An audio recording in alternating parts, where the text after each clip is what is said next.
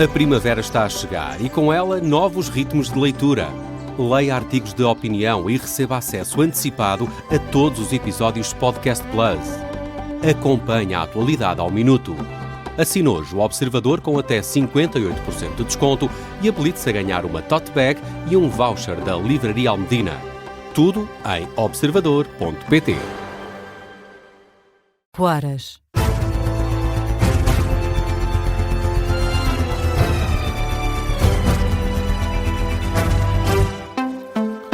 Bom dia, eu sou o Martim Madeira. Vamos atualizar toda a informação na Rádio Observador. Começamos com as atualizações mais recentes do conflito no Médio Oriente. O Irão ameaça bloquear a exportação de petróleo na região. Uma ameaça feita pela Guarda Islâmica Revolucionária do Irão através de um comunicado. No comunicado, a Guarda Iraniana diz que são eles quem determinam o fim da guerra e não Donald Trump. Uma resposta às declarações de Trump, que disse que a guerra ia acabar em breve. O Irão diz que são eles quem têm a faca e o queijo na mão e não os americanos. Ameaçam que não vão deixar entrar nem um litro de petróleo na região caso os ataques norte-americanos e israelitas continuarem. Esta ameaça é também uma resposta a uma declaração de Donald Trump nas redes sociais. Ora, na própria rede social Truth Social, Donald Trump deixa uma ameaça ao Irão. Disse que, no caso dos iranianos fazerem algo que interrompa o fluxo de petróleo no Estreito de Hormuz, os Estados Unidos vão atacar com 20 vezes mais força do que alguma vez atacaram. Momentos antes desta publicação, numa conferência de imprensa em Doral, na Flórida, depois de um encontro com congressistas republicanos, Donald Trump disse que pondera aliviar sanções no âmbito do petróleo a vários países, sem precisar quais. O presidente dos Estados Unidos também admitiu escoltar navios petroleiros no Estreito de Hormuz. Também estamos a aliviar certas sanções relacionadas ao petróleo para reduzir os preços. Temos sanções em alguns países, mas vamos retirá-las até que isto se endireite.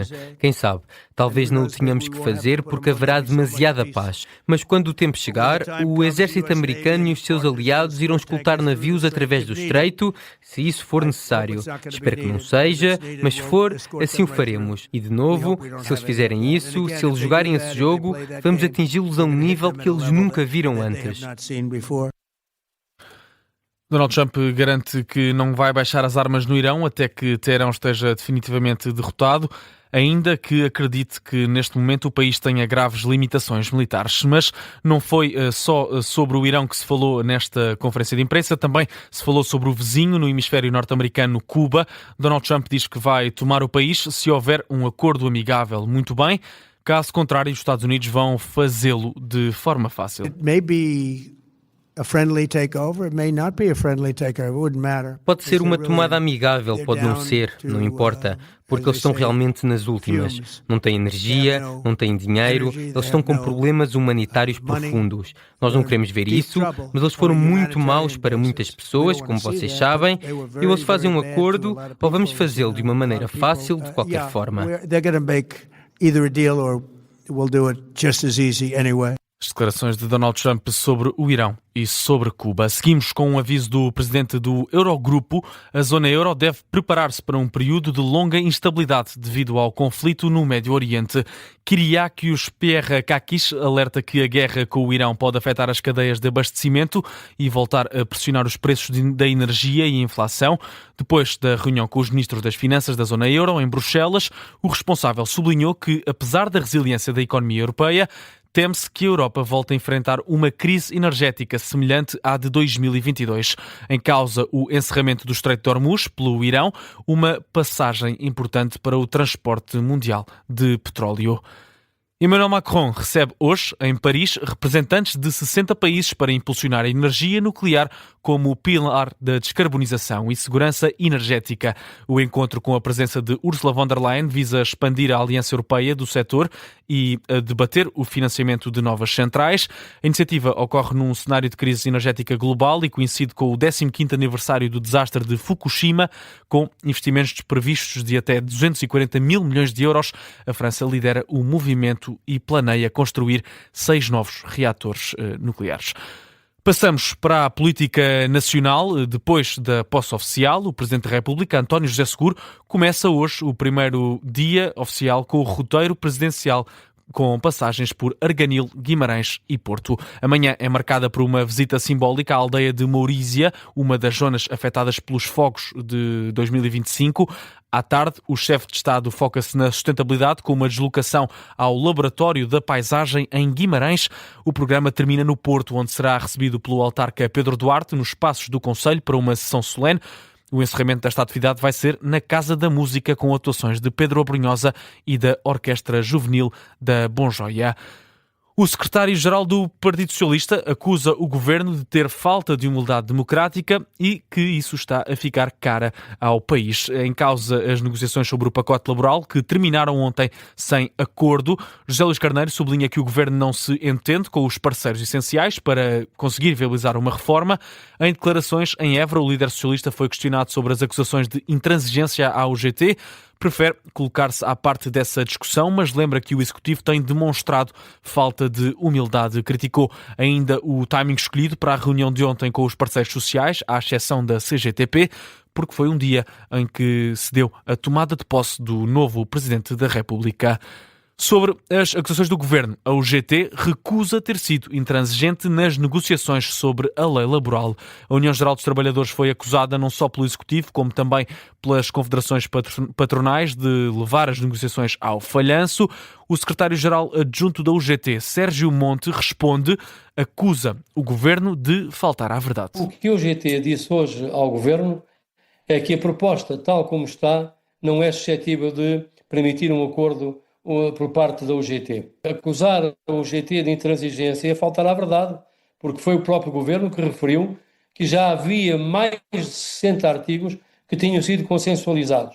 É facto que, naquilo que diz respeito às chamadas traves mestras, esta expressão, eu permito usá-la, é uma expressão do governo, essas de facto não foram mexidas. Críticas não só ao governo, em resposta ao presidente da Confederação Empresarial de Portugal. Sérgio Monte diz que a CIP apresentou propostas que não permitem consensos, essas sim intransigentes. Retruquindo ao Sr. Presidente da CIP, dizer que à última hora, à 25ª hora, a CIP apresentou uma proposta que também, de tão maximalista que era, não permitiu, nem permitia consensos. Sérgio Monte acrescenta que para a Central Sindical as negociações não estão encerradas e que a decisão cabe ao Governo.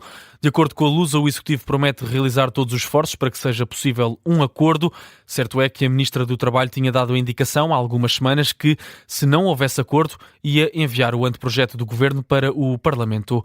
Vamos ouvir ainda a reação dos patrões que estão em sintonia nas críticas à UGT.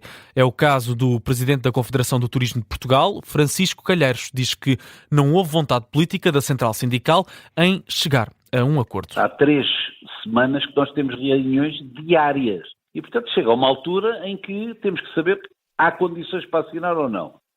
Da parte do UGT não houve, eu acho que não é por razões técnicas, insisto, acho que é por razões políticas. A questão é esta, quer dizer, houve por parte do Governo e da Ministra do Trabalho muita cedência. Por parte das entidades empregadoras, igual. Da parte da UGT não houve praticamente nenhuma cedência.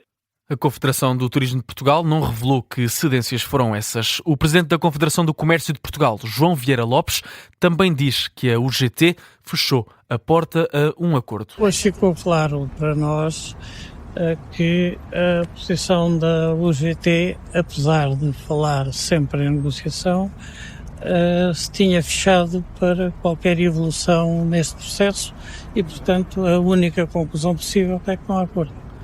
Também a CIP, a Confederação Empresarial de Portugal, diz que o governo e os patrões forçaram a UGT a assumir o que queria e, mesmo com os empregadores a abdicarem de quase todos os pontos, perceberam que o acordo não seria assinado pela Central Sindical.